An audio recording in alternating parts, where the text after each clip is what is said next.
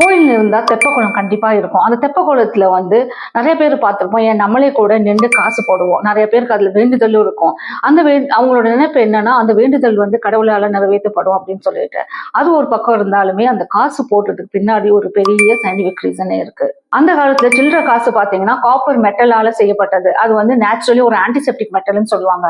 So அப்ப வந்து அது தண்ணியோட சேரும் போது என்ன ஆகும், அந்த காப்பர் மெட்டல் ஆட்டோமேட்டிக்கா ஹார்ம்ஃபுல் மைக்ரோ ஆர்கானிசமோட growth வந்து அது கண்ட்ரோல் பண்ணும். இது வந்து மாடர்ன் சயின்ஸால கன்ஃபார்ம் செய்யப்பட்ட ஃபேக்ட்ங்க.